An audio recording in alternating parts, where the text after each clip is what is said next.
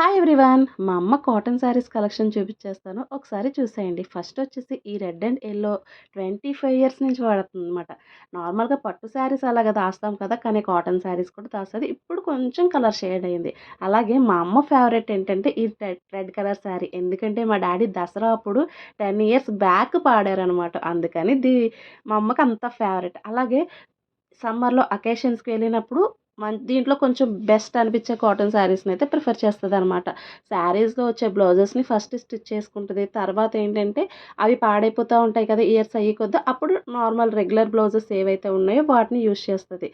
ప్రతి కాటన్ శారీకి గెంజి పెట్టుకొని మెయింటైన్ చేసుకుంటా ఉంటదనమాట. అలాగే సమ్మర్ అయిపోయి మనకి రెయినీ సీజన్ స్టార్ట్ అయినప్పుడు వీటినన్నిటిని చక్కగా ఇంట్లో ఐరన్ చేసేసుకొని ఇలాగ తన పెళ్ళప్పుడు ఏదైతే సూట్‌కేస్ తెచ్చుకుందో దాంట్లో పెట్టుకుంటది. ఇప్పుడు చూపిస్తున్న వైట్ శారీ మా తమ్ముడికి, నాకు ఫేవరెట్. అలాగే ఈ శారీ మీద మాకు తెలిసుండి 3-4 బ్లౌజెస్ అయితే చేంజ్ చేసిందనమాట. అప్పట్లో మనకి లంగావోణి స్టైల్ శారీస్ బాగా హల్చలయినాయి కదా! ఆ శారీస్ కూడా ఉంటాయనమాట.